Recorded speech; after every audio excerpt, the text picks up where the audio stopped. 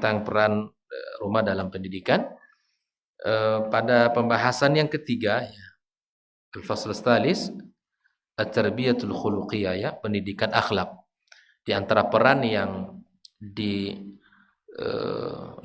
oleh rumah yang merupakan 3 mata rantai pendidikan: rumah, lembaga, lingkungan. Maka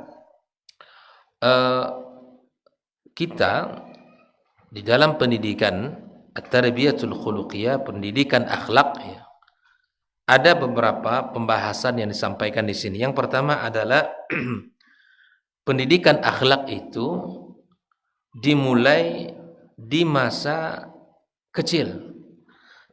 Bahkan disebutkan di saat-saat anak kita masih dalam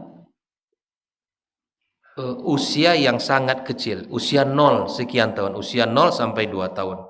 Di usia dalam gendongan, usia dalam pangkuan seorang ibu, dimulai dengan pendidikan di masa itu adalah al-hanan, yaitu penuh dengan kasih sayang. Pendidikan yang sentuhannya adalah sentuhan yang sangat memberikan kesan kepada anak. Makanya pendidikan 0 sampai 2 tahun itu intinya bukan hanya menggendong, bukan hanya meletakkan, menciumkan, tapi dalam aktivitas seorang ibu, dia menggendong, kemudian menyusui, meletakkan kembali, itu adalah al-hanun, al-hanan, penuh dengan kasih sayang. Kalau kita tanya ibu-ibu hari ini kan, kalau sedang menyusui, tidak hanya disusui, tapi kemudian dielus-elus kepala, kemudian dicium sampai dia tertidur diletakkan, kemudian mungkin ibu-ibu aktivitas kembali, mungkin dia masak, mungkin dia cuci, terdengar suara anak, ngapain? Dibiarkan? Tidak, diambil lagi. Itu adalah bentuk pendidikan sesungguhnya dalam Islam. Makanya subhanallah, konsep 0 sampai 2 tahun itu adalah konsep Al-Quran, di mana Allah Subhanahu wa taala menyebutkan, ya, wal walidatu yurdi'na auladahunna haulaini kamilaini. Wanita-wanita yang melahirkan itu, apa yang mereka lakukan? Yurdi'na, mereka itu melakukan satu aktivitas, menyusui, ya, menyusui anak, bukan sekedar menyusui, bukan, tapi aktivitasnya sangat banyak di situ. Oleh itu ikhwah fillah rahimakumullah, al-hajatu ilal mahabbati min hajatir radi'il asasiyah. Disebutkan di sini bahwa kebutuhan seorang anak kecil kepada kasih sayang itu merupakan kebutuhan dasar, kebutuhan asasi yang tidak boleh hilang pada fase-fase itu. Farradi' yahussu bihanani ummihi 'indama tulsiqhu ila sadriha. Ketika seorang anak bayi itu disandarkan ke dadanya, maka di situ ada kasih sayang yang dia rasakan. Dia bukan sekedar digendong, nggak ada pengaruh, enggak, ya, tidak. Tapi kemudian di situ ternyata ada. Lalu apa yang dirasakan ketika dicium oleh ibunya pun demikian. Bahkan subhanallah, senyumnya ibu, kemudian bahagianya seorang ibu pun itu memberikan pengaruh kepada diri seorang anak. Kama yahussu biwajhil murabbiyah alladhi, ya, tunqisuhul bahjah. Jadi subhanallah, kegembiraan itu mesti ada. Dan ibu-ibu, ini kisah Nabi Musa alaihissalam. Kisah Nabi Musa itu di saat dia khawatir ketika lahir anaknya Musa kecil lahir, lalu kemudian masa yang sangat menakutkan bagi seorang ibu, karena Musa lahir di saat apa? Aturan yang harus diberlakukan oleh Fir'aun kalau ada anak bayi lahir laki-laki di Allah Subhanahu wa taala mengetahui kerisauan ibunya Musa, kekhawatiran yang sangat luar biasa. Tapi subhanallah, Allah memberikan sebuah perintah kepada ibu Musa agar Musa disusui. Susukan sebelum dia diralungkan di sungai, sebelum dihanyutkan itu. Disusui. Maka di sini para ulama pendidikan mengatakan bahwa pada menyusui anak, aktivitas menyusui anak itu mendatangkan ketenangan pada seorang ibu. Jelas, Bu? Jadi aktivitas seorang ibu menyusui anak itu bukan hanya manfaat itu dirasakan oleh seorang anak, tetapi manfaat itu juga, manfaat menyusui itu juga dirasakan oleh seorang ibu. Karena dia memberikan efek kegembiraan, ketenangan, kenyamanan pada diri seorang ibu. Cobalah tanya ibu-ibu kita. Tidak sempat menyusui anak, risaunya bukan main. Risaunya bukan main. Karena disinilah letaknya. Ketika Nabi Musa ya ingin dihanyutkan di sungai, kemudian itu pun memang perintah Allah. Di saat ibu Musa risau disusui oleh ibunya. Kemudian setelah disusui, Allah suruh ibunya Musa untuk dihanyutkan. Bayangkan. Orang risau disuruh dihanyutkan. Ya, kira-kira dalam logika kita tuh bertentangan, kok bisa gitu. Bertentangan dengan kehendak hati kita. Tapi begitulah terkadang agama kita, ikhwafillah. Tidak semua kita ini harus mengetahui kenapa. Dan tidak semua perintah Allah Subhanahu wa taala kita harus terima dengan akal kita. Banyak hal terkadang. Tapi kuncinya adalah mentaati perintah Allah. Kunci keselamatan. Walaupun secara akal tidak bisa menjangkau kenapa.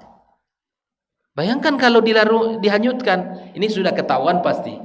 Gitu kan? Ketahuan. Tapi Allah berjanji kepada Musa untuk mengembalikan kembali lagi. Ya kan? Kan kisahnya itu panjang. Setelah sampai Musa di istana Fir'aun, kemudian datang seorang wanita, itu kakaknya. Karena ditunjukkan yang ini dibawa nggak bisa, Musa nggak mau nyusu. Ini bawa, Musa nggak mau nyusu. Ditunjukkan saya kenal seorang ibu dan dia bisa menyusui. Yang itu adalah ibu kandungnya. Didatangkanlah ibu itu, kemudian menyusui, tenanglah Nabi Musa kecil. Akhirnya tekan kontrak dengan istana. Bolak-balik ibunya setiap hari. Kemudian pada akhirnya ibu mengatakan, saya nggak bisa bolak-balik lagi. Kalau kalian mau, saya bawa dia ke rumah saya. Tapi kalian bisa nengok kapanpun dan kapanpun kalian bisa bawa anak ini. Bayangkan luar biasa rencana Allah itu. Yang lahir dari rahimnya kemudian kembali kepada pangkuannya. Itu janji Allah. Kalau Allah sudah berjanji, pasti Allah tepati. Maka kita, ikhwafillah rahimakumullah, tepati janji Allah. Allah akan berikan apapun yang kita dijanjikan Allah Subhanahu wa taala. Akhirnya Musa dibawa ke rumahnya dan ibunya dikasih gaji dari istana. Bayangkan. Begitu sekian dari Allah Subhanahu wa taala. Maka ikhwafillah, disinilah kembali kepada pembahasan di mana kegembiraan seorang ibu. Makanya ibu yang sedang menyusui tidak boleh bersedih. Makanya setelah tugas dia, para ibu-ibu itu menyelesaikan tugas mereka, Allah sebutkan tugasnya, yurdi'na auladahunna haulaini kamilaini liman arada ayyutimar radha'ah, kata Allah. Dhamir liman arada itu, kata para ulama tafsir mengatakan memang kembali kepada suami. Yang menentukan istri untuk menyusui 2 tahun itu perintah siapa? Suami yang menentukan. Bunda harus nyusui itu 2 tahun. Jadi jangan mau gitu ya. Kalau istri nggak usah lah bang, saya nyusu sebulan aja lah nyusui dia. Cukup ASI itu dikeluarkan, disimpan di kulkas, di saat minum diberikan ke anak. Bukan begitu. Ini beda dengan yurdi'na. Jelas dong? Kata yurdi'na itu kan ada aktivitas rasa kasih sayang yang diberikan oleh seorang anak, oleh seorang ibu kepada anak. Lalu ikhwafillah, Allah menyebutkan kepada kaum laki-laki, para laki-laki, wa 'alal mauludi lahu. Ini kan kembali kepada suami ini yang diberikan anak untuknya. Artinya dilahirkan untuknya ke kita. Ya. Apa tugas laki-laki? Rizquhunna wa kiswatuhunna. Diberikan kabar gembira kepada para ummahat yang melahirkan anak kita. Diberikan, dicukupkan kebutuhan mereka. Ya, rizquhunna di sini adalah kebutuhan makanan yang mereka butuhkan. Wa kiswatuhunna, mereka butuh gizi, belikan. Mereka butuh susu, belikan. Mereka butuh sesuatu yang perlu menguatkan tenaga, mereka berikan. Makanya ibu-ibu yang sedang menyusui tak boleh bersedih dan harus dicukupkan segala kebutuhannya. Bagi siapa? Bagi kita kaum laki-laki yang telah melahirkan anak kita dan menyusui anak kita, kita memberikan kepada istri kita, mencukupkan kebutuhan gizinya, mencukupkan kebutuhan makanannya. Ikhwafillah rahimahullah. Nah, di sini juga di mana seorang ibu, seorang pendidik dipeluknya anak dengan penuh gembira, kemudian dipeluknya ketika anak terasa dingin, ya, anak ketika kelihatan dalam kondisi yang tidak nyaman, semua itu dilakukan, dipeluk oleh seorang ibu. Nah, ikhwafillah rahimakumullah, lidha yang bagi lil walidain izhar, ya, bagi kita sebagai orang tua, izhar, apa itu? Menampakkan kegembiraan, kesenangan. Apa yang kita nampakkan? Mencintai anak. Mencintai anak. Lirradi', ya, bagi anak yang sedang apa? Yang sedang disusui itu. Dengan cara seperti apa, ikhwafillah? Bitaqbilihi wa syammihi wa dhammi. Ada 3. Dengan menciumnya, ya, kemudian dengan memeluknya, ya, kemudian dengan mencandainya. Nah, jadi hal yang mahal oleh anak kita ketika kita pulang bukan makanan, bukan mainannya, bukan ini dan itu, tapi hal yang mahal bagi anak ketika kita pulang adalah senyuman orang tua, sentuhan fisik orang tua. Anak-anak kita terkadang ketika pulang itu, Ustaz, ayah depan pintu. Ini bukan main. Tunjukkan kegembiraan anak ketika ingin bertemu dengan kita dengan kegembiraan dari kita pula.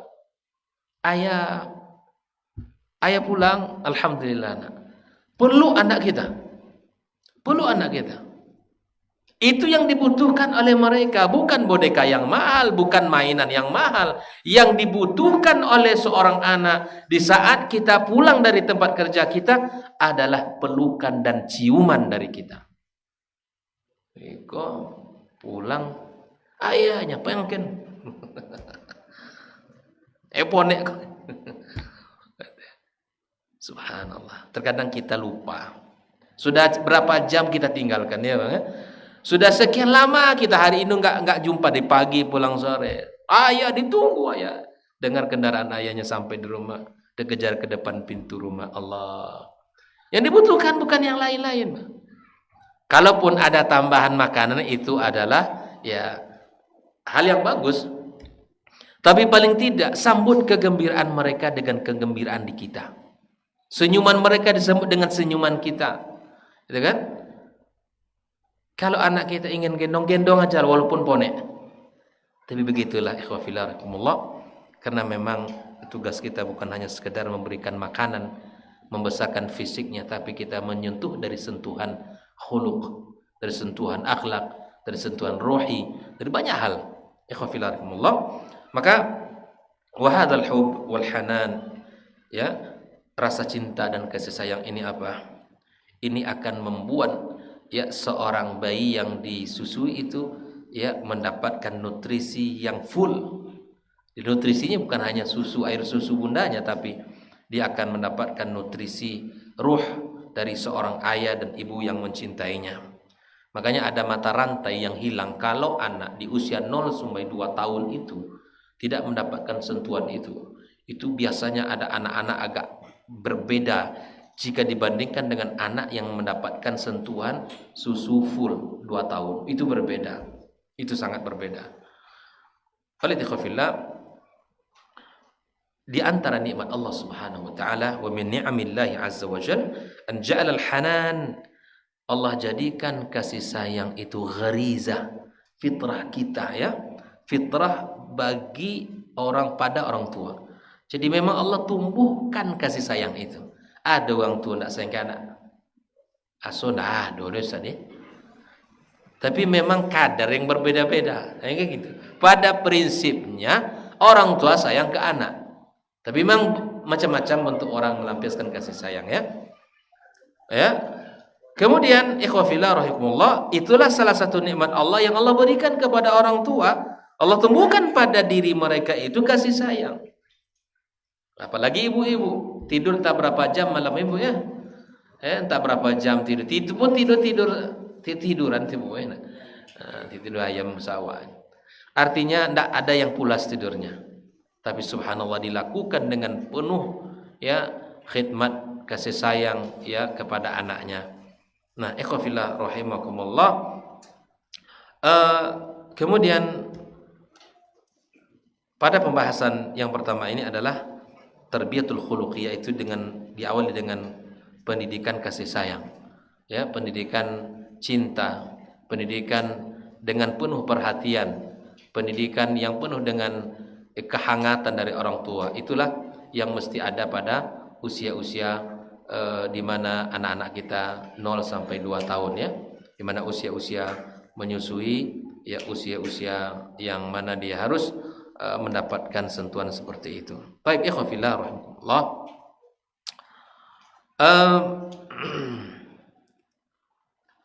Setelah itu ada bab yang sangat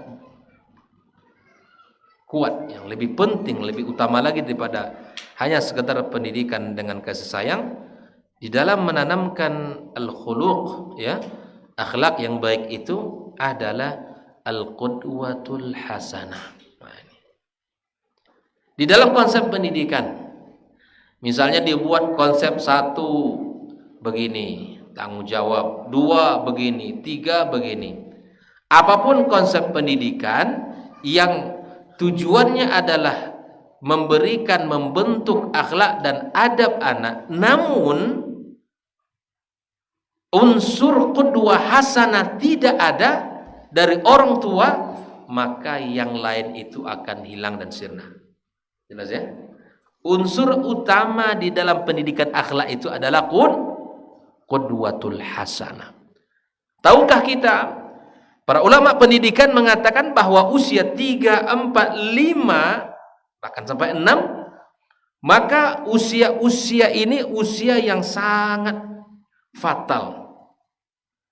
Anak pada usia-usia ini sangat pintar untuk meniru orang tuanya. Ya.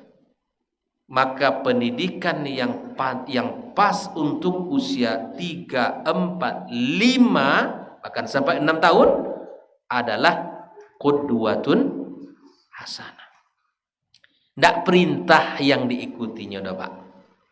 Usia itu tidak lebih banyak pengaruhnya perintah jika dibandingkan dengan qudwah hasanah. Makanya usia-usia itu hati-hati kita sebagai orang tua, sebagai guru yang memang mengajar TK, TKA, TKB dan seterusnya. Usia itu urgen, usia penting, usia emas kata ulama pendidikan. Usia 0 sampai 2 itu adalah pendidikannya kasih sayang, pelukan, ciuman, perhatian, kehangatan. Usia 3 sampai 5 bahkan 6 tahun, bentuk pendidikan yang ada pada usia itu adalah qudwatul hasanah, bukan perintah. Karena usia perintah itu nanti usia 7 ke atas. Kalau usia itu cuman, kalaupun ini ya memotivasi dia, mengajak, jangan buru-buru. Karena syariat itu penuh dengan tahapan. Dengan tahapan.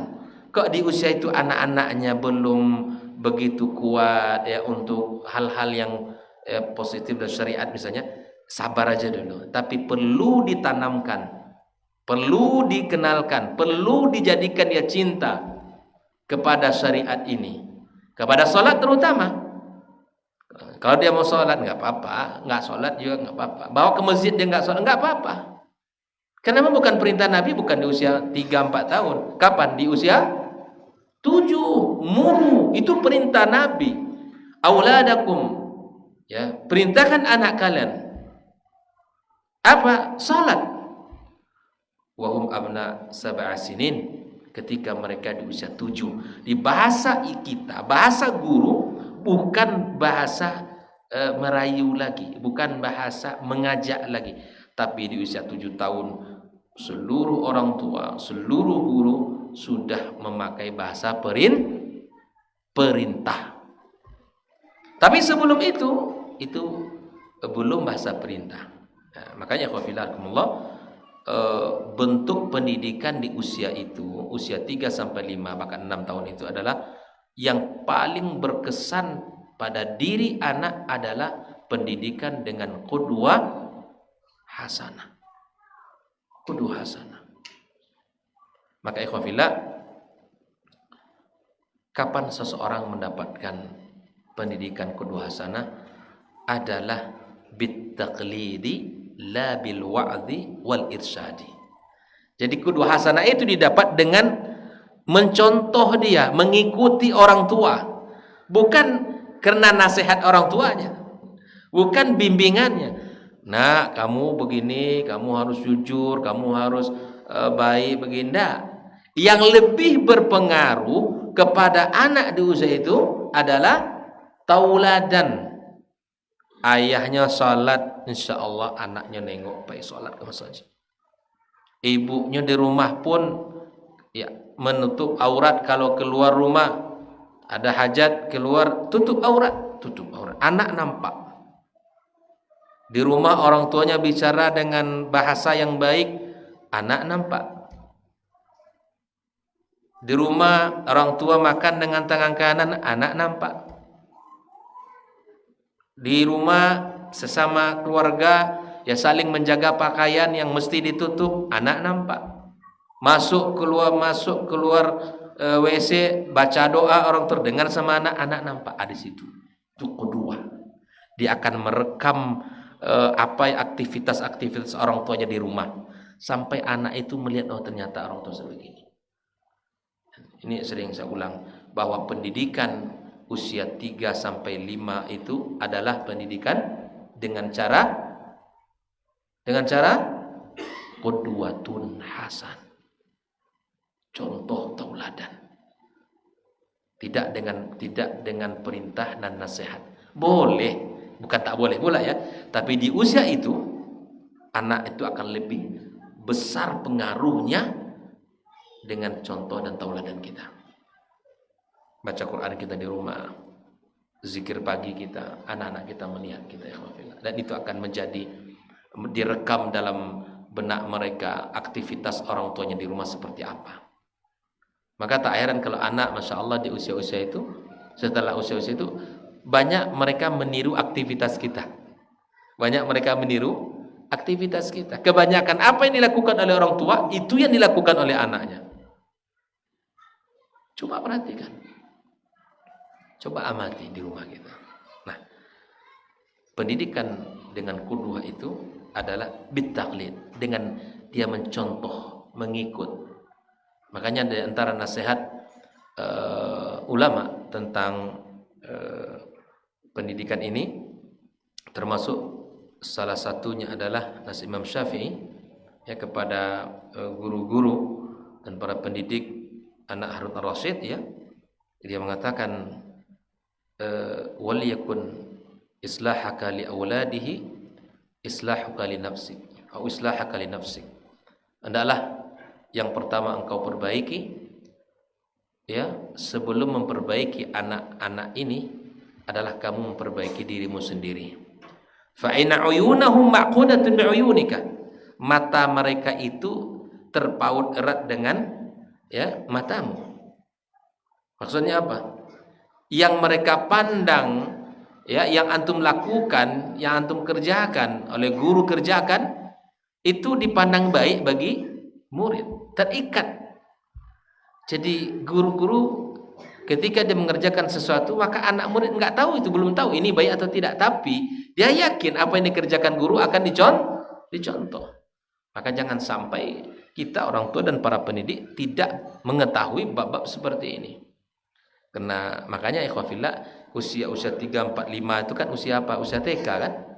Ya enggak kan? Usia TK. Tempat kita ini ada TK nih. Ada. Nah, kalaupun ada, misalnya tolong diperhatikan guru.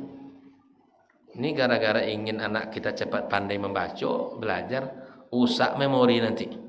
Apa sebab rusak memori?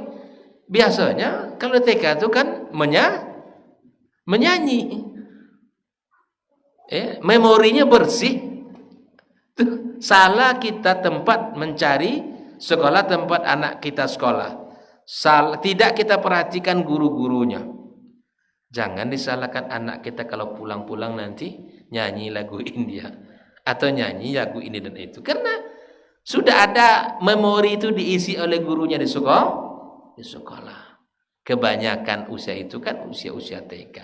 Pendidikan hari ini ya ndak Al-Quran dibagi ya, ndak Al-Quran menjadi kurikulumnya, ndak hadis Nabi yang disampaikan, adalah nyanyian yang diberikan, lagu ditambah dengan tepuk-tepuk tangan, menari bagi nyatanya bang guru loh, tantu deh. Itu kacau kita. Kita di rumah kita ajarkan begini nggak boleh, gitu kan? Tapi di sekolahnya itu ini diajarkan gurunya.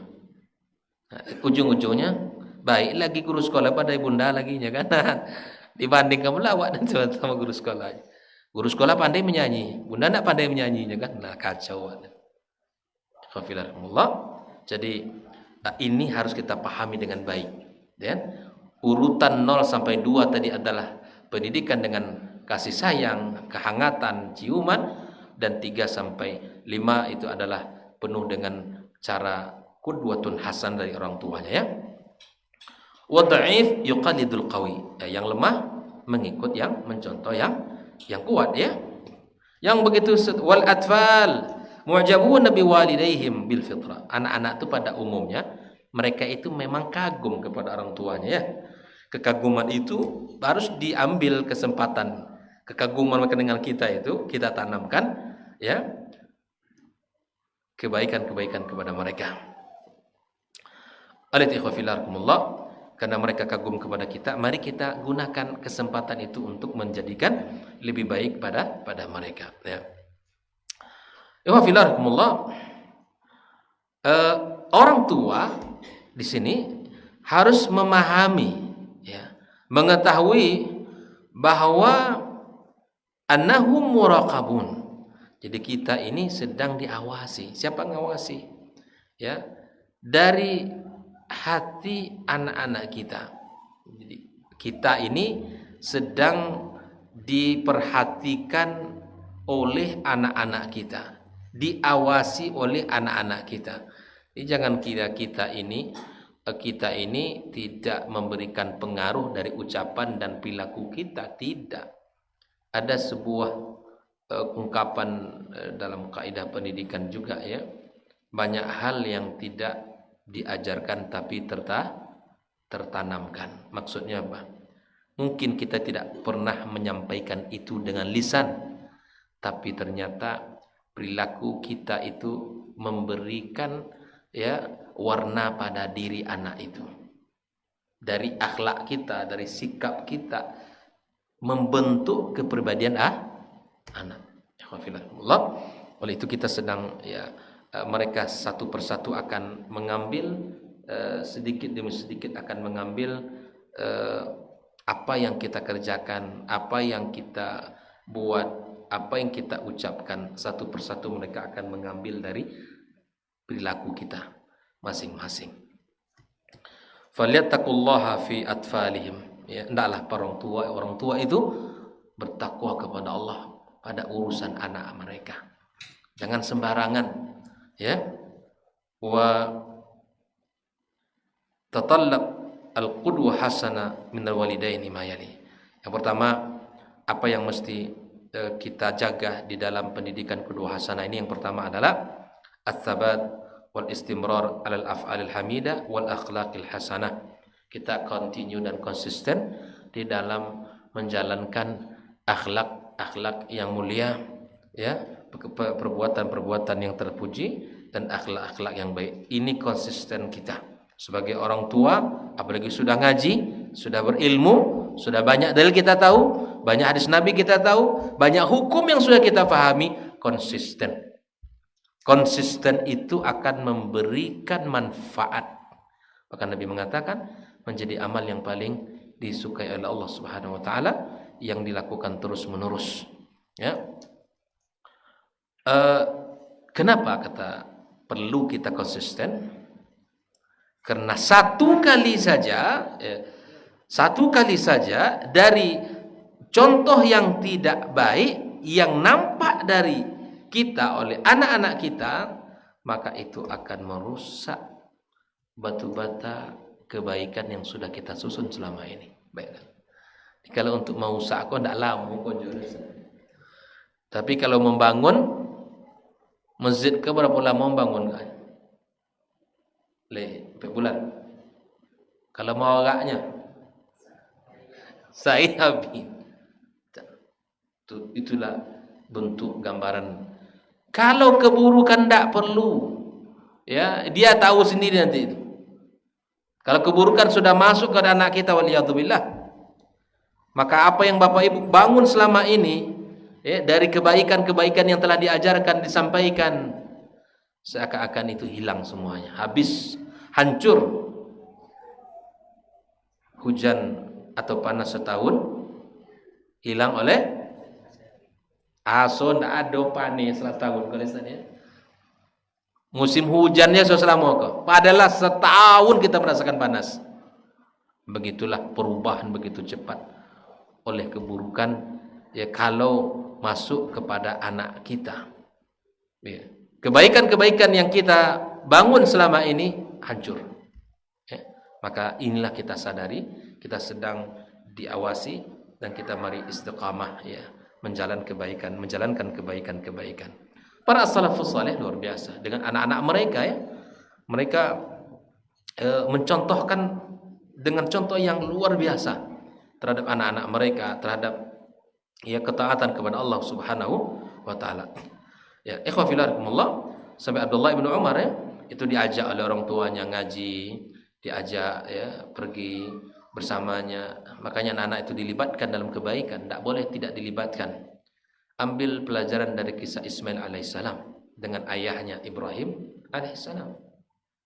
Ketika Ibrahim membangun Ka'bah, Ibrahim membawa anaknya Ismail. Maka tugas kita sebagai orang tua melibatkan anak-anak kita pada kegiatan-kegiatan yang bermanfaat, terutama di dalam ketaatan kepada Allah. Libatkan mereka, anak-anak kita, ajak mereka, ya. Jadi di antara bentuk pendidikan anak itu melibatkan anak-anak kita dalam kebaikan, ya, seperti nanti hari Idul Adha ini kan sebentar lagi, insyaallah kita akan menyembelih hewan kurban, ya. Maka anak-anak tentunya akan riang gembira dengan proses di mana kita menyembelih hewan kurban dan seterusnya. Maka orang tua, ya, para pendidik, libatkan anak-anak kita di rumah barangkali, ya, apa yang bisa mereka bantu kita libatkan mereka. Karena itu bagian dari pendidikan yang harus kita berikan kepada mereka. Anak tidak boleh tahu jadi begitu, tapi mereka harus dilibatkan. Diajak mereka untuk berbagi, ya, mungkin dengan tetangga-tetangga, disuruh mereka untuk seperti itu. Ikhwafillah, apa yang mesti dilakukan? Contoh orang tua misalnya membiasakan anak mereka jujur, ya. Kalau anak sudah jujur dalam satu perkara, wa yukafi'uhum alaih. Contohnya seperti itu. Kita berikan dia reward, diberikan dia hadiah karena prestasinya tadi. Maka anak-anak kita akan meneguk nilai kejujuran itu, ya, sampai kalau salah satu dari orang tuanya berbohong satu kali saja, maka sesungguhnya apa yang telah dilakukan oleh orang tua itu, dialah yang membangun bangunan yang telah dibangun olehnya tentang kejujuran tadi. Bayangkan, jelas ya? Kita misalnya kita didik anak kita jujur, ya kemudian kalau ada momen tertentu kita kasih dia karena kejujurannya. Tapi manakala kita memberikan satu kali saja contoh tidak baik tentang tidak jujur ini, maka sungguh kita telah menghancurkan ya bangunan kokoh yang telah kita bangun pada diri anak kita itu.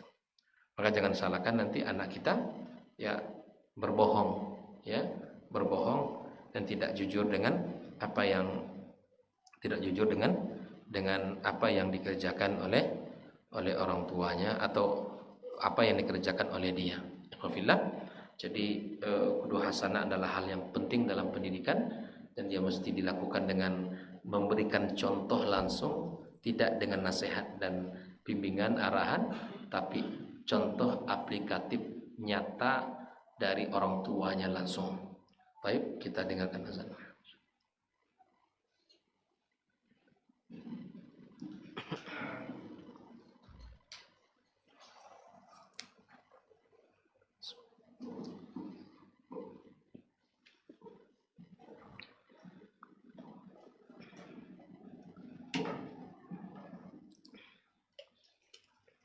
Allahu Akbar, Allahu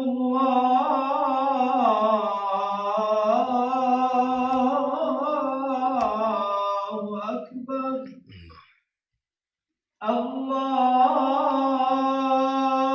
Allahu Akbar.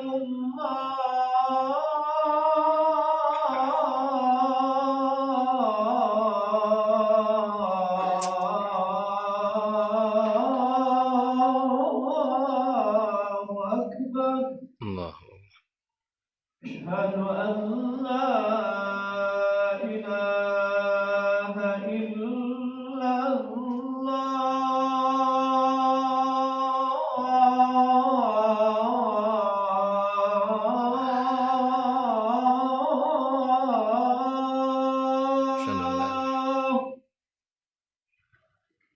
أشهد أن لا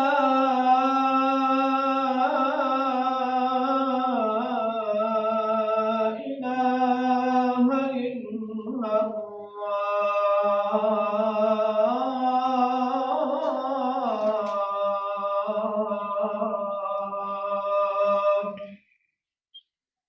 أشهد أن محمد رسول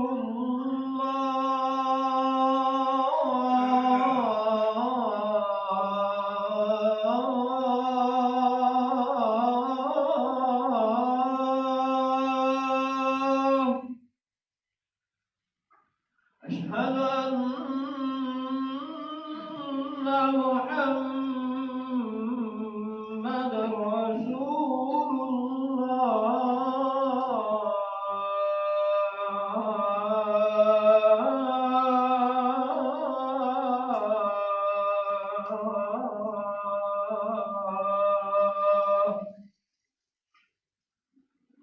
حي على الصلاة.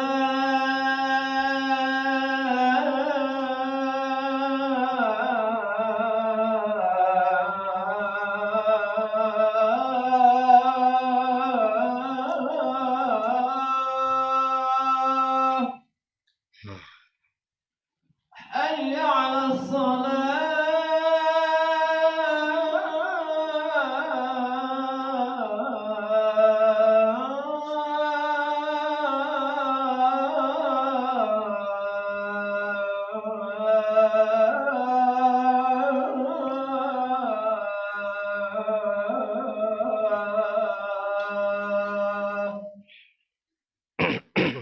حي على الفلاح.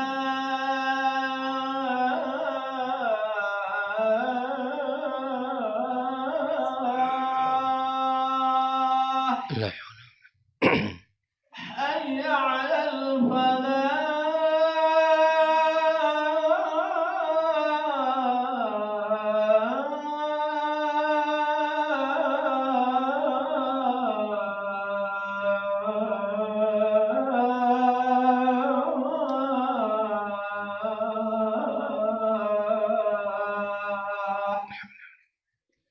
الله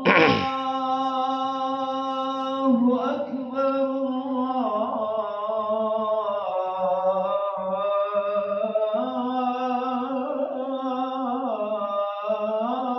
الله أكبر. Allah. لا إله إلا الله.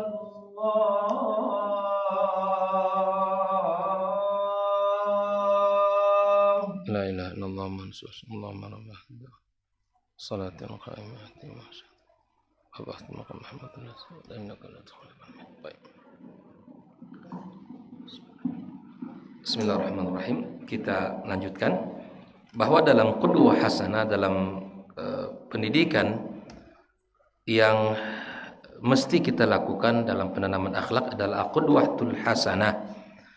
Nah, apa yang mesti dilakukan oleh orang tua dalam pendidikan qudwah hasanah ini? Yang pertama adalah as-sabat wal istimrar alal af'alil hamidah wal akhlaqil hasanah. Orang tua berusaha untuk senantiasa konsisten di dalam menjaga amal-amal yang terpuji dan akhlak yang baik. Yang kedua, mu'dhamul akhlaqil hasanah tu'tal lil atfali bil qudwatil hasanah. Memang pada umumnya kebanyakan akhlak yang terpuji itu memang didapati oleh anak dengan qudwah hasanah. Seperti apa dia? Dengan al-karam was-syaja'ah, kedermawanan, keberanian, amanah, ihtiram, kemudian memuliakan, al-atf 'ala dhaif, lemah lembut kepada yang lemah, dan seterusnya. Itu semua didapat oleh anak itu dengan atau ketika mereka melihat akhlak-akhlak itu ada pada diri orang tuanya. Jelas ya? Anak tidak akan mungkin bisa menjadi anak yang dermawan misalnya, peka dengan orang, kalau tidak melihat contoh itu pada orang tua. Tidak mungkin. Maka cobalah ditengok-tengok, biasanya kebiasaan anak kita tidak jauh dari kebiasaan.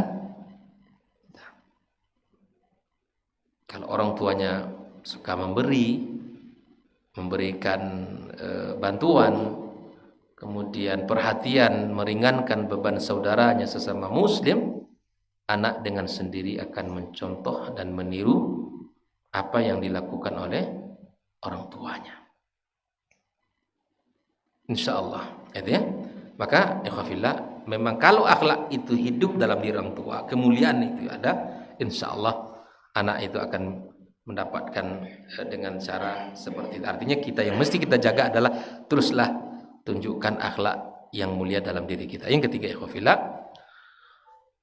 di sini dibatasi tanhasirul qudwatul hasanah 'inda al-atfal fil walidaini hatta rabi'ah takriban. Nah, di sini disebutkan oleh muallif usia sampai 4 tahun itu biasanya qudwah hasanah itu dari orang tua. Namun setelah usia 4 tahun, qudwah hasanah itu tidak lagi pada orang tua semata. Tsumma yabda at-tifl bin nadhar ila suluki ikhwanihi wa akhwati wa jaddi wa jaddati. Akan mulai ini dia belajar melihat kepada selain orang tuanya, saudaranya, saudarinya, kakeknya, neneknya, semuanya. Itu akan dia ambil dari pergaulan mereka. Wa kullu may ya'ish ma'ahu fil usran, siapapun yang hidup bersamanya di rumah tangga itu, dia akan mengambil karakter-karakter dari siapapun yang hidup bersamanya. Nah, ini. Wa fil khamisah, pada usia 5 tahun, yata'arraf 'alal aqarib wal jiran, mulai agak lebih banyak lagi karib kerabat, sepupu-sepupunya, anak-anak saudara kita, sudah mulai dia, karena usia 5 tahun itu sudah mulai mantap mainnya tuh, gitu kan? Sudah agak dengan kita lagi dia, sudah ketemu dengan sepupu 5 tahun itu sudah tuh bisa main lama-lama itu, berjam-jam, itu sanggup mereka itu. Alal jiran, mungkin juga tetangga-tetangga, artinya sudah bisa dia pergi dengan anak tetangga, gitu kan? Ya. Lalu apa efeknya? Lidza falyahdharil walidan min ikhtilatil usra bi ashkhas fasidin. Kita sebagai orang tua mesti berhati-hati, jangan sampai anak-anak kita ini bersinggungan, ya, bertemanan dengan siapa? Orang-orang yang rusak, ya, secara kepribadiannya. Tasdur minhum alfaz nabiyah wa suluk sya'in, yang lisannya tidak pernah berhenti mengeluarkan kata-kata kotor, kata-kata yang tidak terpuji, atau dari akhlak, dari perilakunya nampak itu tidak ada akhlak yang menyenangkan. Al-ikhwafillah fayambagi man'ut tifl minan nuzul ila syari' fi asrin hadha. Di sini ditekankan oleh pakar pendidikan Ummul Qura ini, kata beliau, kalau bisa dilarang anak-anak kita jangan turun ke jalan bersama anak-anak yang ada hari ini. Makanya kalaupun kita berikan mereka ini rem, tapi kita berikan sisi lain, kita ajak mereka main dengan kita atau liburan dengan kita, ataupun yang penting masa anak-anak tentu masa main-main itu wajar, tapi boleh kita untuk berhati-hati jangan sampai membuka keran yang terlalu besar, anak kita bergaul dengan siapapun. Ya. Ya, kita tidak bisa, Pak. Jangankan ya, bahasa-bahasa waliyadzubillah yang sangat menyakitkan hati. Karena tontonannya juga demikian. Bahasa-bahasa di media, bahasa-bahasa di YouTube, di TikTok dan sebagainya, ataupun di mana sajalah. Ya, Instagram, semua media. Itu tidak bisa kita mengontrol ucapan orang, tidak bisa kita mengontrol bagaimana perilaku orang di situ. Hari ini kan orang yang penting asal dapat uang, nggak tahu, nggak peduli halal haram, nggak peduli kalau merendahkan dirinya sekalipun. Ada konten yang memang kerjanya menggali cerita orang bagaimana berbuat mesum. Ada juga kayak gitu. Kalau dapat sama anak kita, karena kan nggak tahu. Waliyadzubillah. Konten-konten seperti itu tentu merisaukan orang tua dan merusak pendidikan kita. Maka ikhwafillah, kita mesti melarangnya, ya, mesti melarang, tapi kita mesti cari pula solusinya. Li'anna mu'adham atfalis syawari' mimman la tahtam bihim usratuhum. Tidak ada di mereka, kebanyakan mereka itu anak-anak jalanan, ya, tidak dipedulikan oleh orang tua mereka. Rata-rata orang tua mereka secara ekonomi mungkin jauh lebih hebat, lebih tinggi, tapi mereka tidak peduli dengan anak. Mereka kira dengan memberikan makan dan minum, pakaian, tempat tinggal sudah selesai kerja mereka. Tapi tidak, justru semakin berat tugas kita. Membesarkan fisik anak bisa, Pak, lebih mudah dan gampang, tapi tidak segampang membesarkan hati dan iman anak kita kepada Allah. Tidak segampang untuk menumbuhkan rasa takut mereka kepada Allah, menanamkan mereka kepada sunnah Nabi, mencintai mereka untuk kebaikan apa yang diperintahkan Nabi. Itu bukan mudah.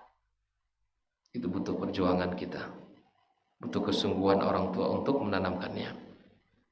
Wa fis sabi'ah, usia 7 tahun lebih luas lagi nanti. Yang awalnya hanya saudara-saudarinya, kakek nenek yang hidup bersamanya, meningkat anak tetangga, anak karib kerabat, meningkat lagi di usia 7 tahun.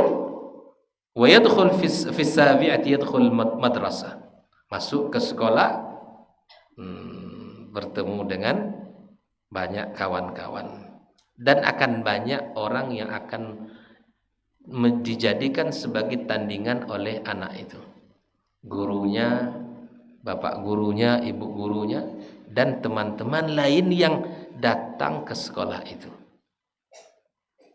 Al-ikhwafillah, jangan sampai kita kehilangan masa keemasan tadi, masa emas tadi. Tanamkan karakter-karakter mulia pada diri anak kita, agar nanti ketika mereka berhadapan dengan sesuatu yang tidak baik, mereka paling tidak sudah punya filternya, punya basic yang kokoh untuk membentengi dia dari keburukan. Makanya sering saya sampaikan, di antara faedah kedekatan ayah dengan anak atau orang tua dengan anak, anak akan terjaga dari keburukan. Kenapa? Karena nasihat-nasihat yang selalu diingat oleh anak oleh nasihat-nasihat ayah kepada anaknya. Anak akan selalu ingat, ya begini nak, dekat. Kalau kita dekat, banyak nasihat yang bisa kita sampaikan. Ingatlah kisah Nabi Yakub, sangat dekat dengan Yusuf alaihissalam, dekat luar bermain. Apa bukti dekatnya kata para ulama? Yusuf menceritakan mimpinya kepada ayahnya. Karena mimpi itu bagian hal yang privasi oleh sebagian orang. Syahid pada kisah Yusuf menceritakan mimpinya, itu salah satu bentuk kedekatan anak kepada ayah. Tidak ada yang ia sembunyikan, tapi dia ceritakan. Itulah salah satu bentuk manfaat ya kedekatan. Dan kemudian hasil dari kedekatan itu, ya, tanda kedekatan anak kaya, anak menceritakan apa yang ia alami. Kalau anak kita bercerita ke kita, Pak, syukuri. Kalau anak kita mau bercerita ke kita, mau dia duduk, ya tadi begini-begini ya, atau Bu saya begini-begini, alhamdulillah, nikmat besar itu. Tapi kalau anak tidak mau cerita dengan kita, itu awal malapetaka. Awal malapetaka. Apalagi kalau dia cerita kepada orang yang tidak amanah, ke kawan-kawannya, itu akan menjadi merusak dia. Ya filah, kedekatan yang terbangun antara Yakub dan Yusuf, Allah berikan keselamatan kepada Yusuf alaihissalam di saat ujian berat menimpa dirinya. Apa ujiannya? Dari seorang wanita yang menggoda, cantik paras wajahnya, ditambah dengan kedudukan dan kaya raya hartanya, sempurna, lengkap. Cuman yang tidak ada agama. Digoda Yusuf, tapi Allah subhanahu wa ta'ala hadirkan, ya, laula an ra'a burhana rabbi. Kalaulah bukan karena Yusuf melihat burhan yang Allah tunjukkan kepadanya. Kan Allah menggambarkan Yusuf sebagai laki-laki sehat, sebagai laki-laki yang berenergi, digoda oleh seorang wanita cantik. Tentu ada hasrat, ada keinginan. Allah sebutkan itu. Ada keinginan. Tapi Allah sayang kepada Nabi Yusuf alaihissalam. Sehingga para ulama tafsir mengatakan kata burhan bukan hanya iman, bukan hanya kekuatan ketakwaan dia kepada Allah, tapi ternyata ada di antara para ulama menafsirkan Yusuf melihat wajah ayahnya langsung. Allah hadirkan wajah ayah, teringat langsung wajah ayahnya nampak. Sedang marah, wahai Yusuf, kamu orang baik-baik, jaga dirimu. Begitu Pak. Apa yang dikonang oleh anak dari ayah, sementara tidak terbangun kedekatan dengan anak. Tidak ada nasihat dari ayah, tidak ada bimbingan dari ayah. Apa yang mau diingat? Tidak ada yang diingat olehnya ketika dalam menghadapi ujian itu. Cobalah, mungkin masing-masing punya pengalaman pribadi, ya, pada masa-masa kita kecil, masih ingat kalimat-kalimat dari orang tua kita, kalimat-kalimat, ya, bimbingan, nasihat dari orang tua kita. Mungkin hari ini kita dalam banyak urusan kita terkenang, teringat pesan orang tuanya. Itu tanda, Pak, kalau nasihat yang dulu itu memberikan pengaruh pada diri kita. Ya, masih teringat banyak nasihat orang tua kita dulu, ya, banyak kakek nenek kita nasihat. Tapi kemudian hari ini dengan mereka telah tiada di tengah-tengah kita, tapi nasihat mereka senantiasa, ya, memberikan pengaruh positif dalam jiwa kita. Inilah membangun kedekatan, itu hal yang sangat penting dalam skala pendidikan. Penting sekali. Tak mungkin nasihat itu masuk kalau tidak kita dekat dengannya. Tak akan mungkin memberikan pengaruh pada perubahan pada diri anak kalau tidak ada kedekatan kita dengannya. Ikhwafillah, maka di usia 7 tahun skala orang-orang yang akan berkenalan dengan anak kita sudah semakin besar.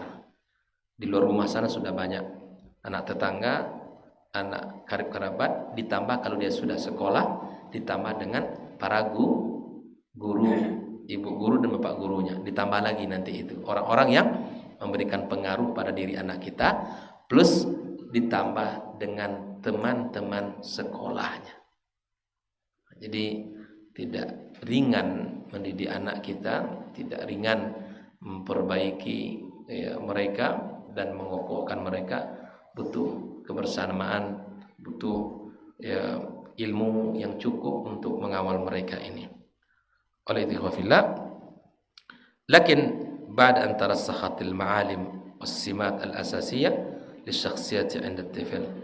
Namun berharap setelah kokohnya di dalam diri anak-anak kita tadi, akhlak-akhlak yang mulia tadi sudah kokoh, kemudian hal-hal yang positif itu sudah kokoh, kita berharap ketika mereka berinteraksi di luar rumah, baik dengan jiran, anak tetangga, ataupun dengan para guru di sekolah atau sahabat-sahabat mereka, tidak terlalu memberikan perubahan-perubahan yang banyak pada diri anak kita. Dia sudah membawa pondasi yang kuat dari rumah, contoh tauladan dari orang tuanya. Wallahu taala alam. Insyaallah kita akan lanjutkan pembahasan kita ini pada pembahasan yang ketiga, at-talqin wa at-taqyim. Jadi di antara bentuk pembentukan karakter akhlak itu dengan ditalqinkan, disebutkan apa saja yang kita inginkan dan Allah inginkan dan Rasulnya inginkan, lalu kita evaluasi. Wa sallallahu ala nabiyyina Muhammadin wasallam, wa subhanakallahumma bihamdik, asyhadu an la ilaha illa anta astaghfiruka wa atubu ilaik. Wassalamualaikum warahmatullahi wabarakatuh.